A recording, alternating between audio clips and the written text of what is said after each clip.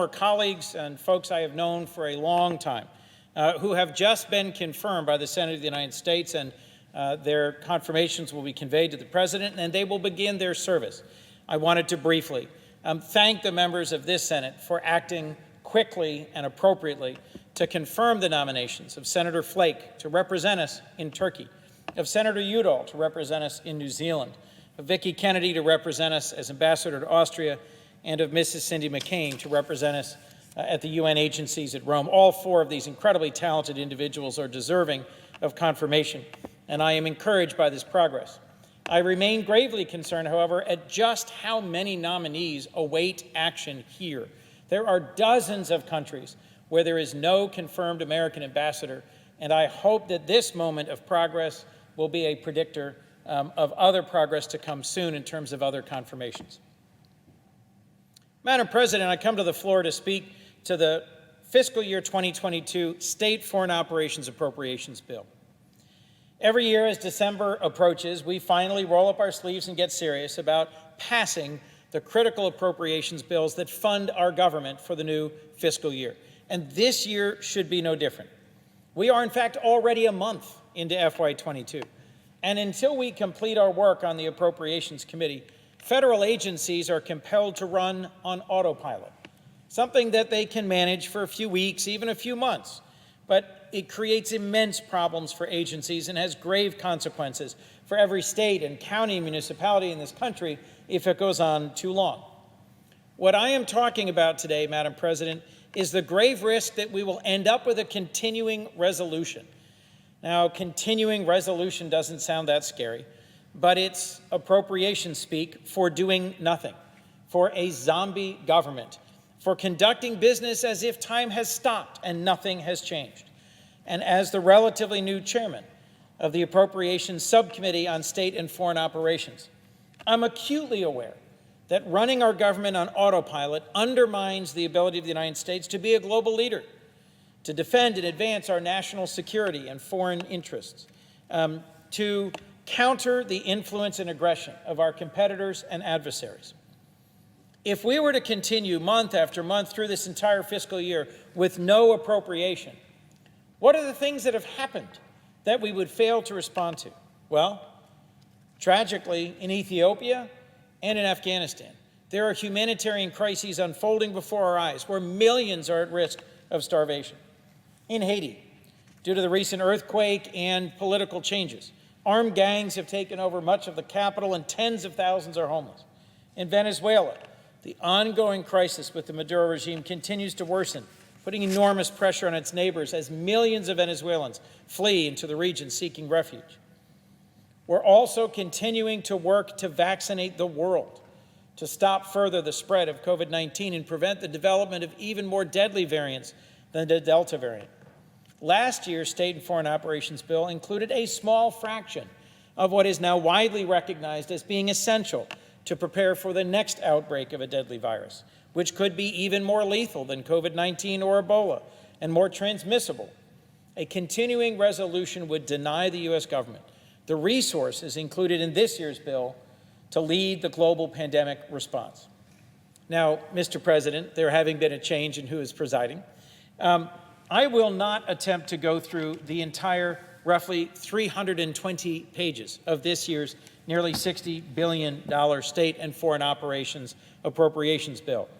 But I do want to talk about, at the top level, some of the most important provisions and some of the most significant ways in which it deals with ongoing challenges in our world. Last year's bill included almost nothing to help nations deal with the worst impacts of climate change, impacts that are occurring with greater frequency and intensity than previously predicted, rising temperatures, severe droughts, food shortages, flooding, fires, and other extreme weather events are more and more common here in our own country and around the world.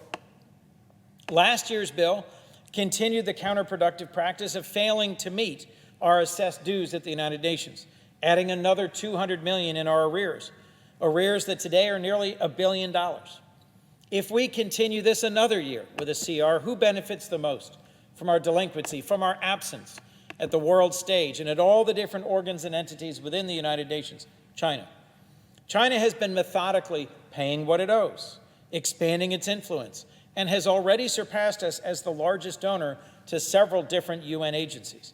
If you think that doesn't matter, imagine a world in which China is the largest contributor, supporter, shareholder, influencer of United Nations organizations, and has the largest number of employees and sets the rules and standards at the dozens of UN entities that are critical to global commerce, to global society, and to the rules-based international order. Last year, our SFOPS bill shortchanged U.S. public diplomacy and broadcasting, and we saw, as a result, an emboldened Russian government expel Radio Free Europe and all of its staff. Last year's bill did positive things. It rejected the Trump administration's proposed deep cuts to the State Department, to operations and personnel, but it did little to fill the yawning gap caused by a hiring freeze and steady attrition due to a loss of morale.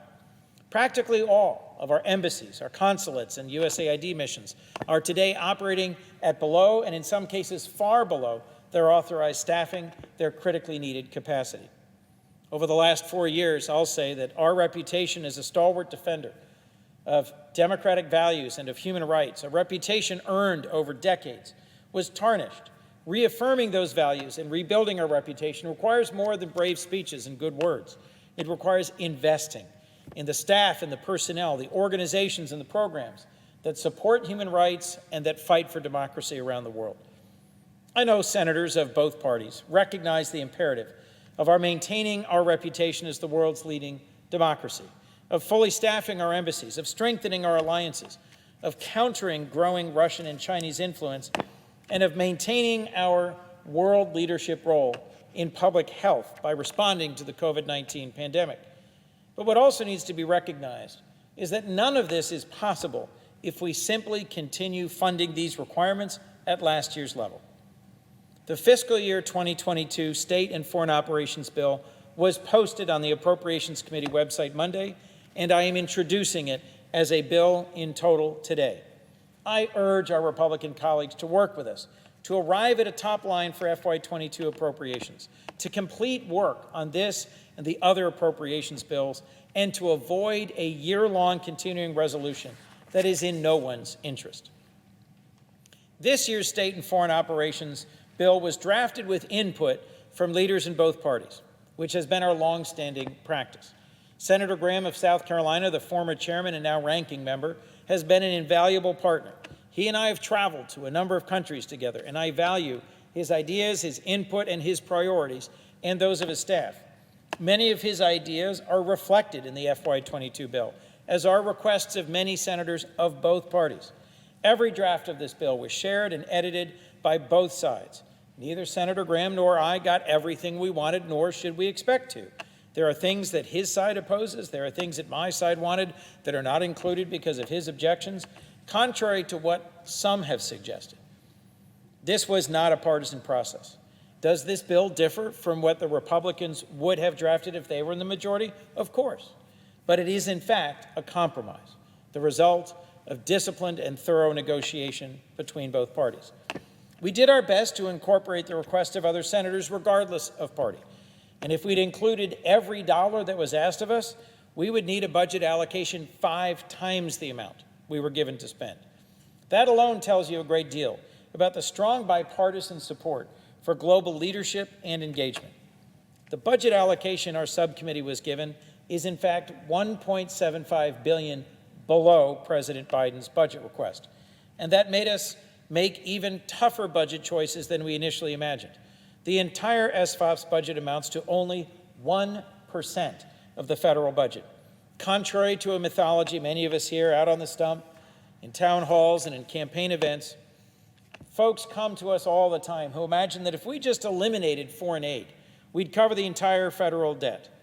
1% of the federal budget is dedicated to our State Department, our USAID professionals, our engagement in world organizations, all of the good that is done on behalf of the United States and that strengthens our role in strategic and I would say moral leadership in the world at a time when our allies are under unprecedented pressure.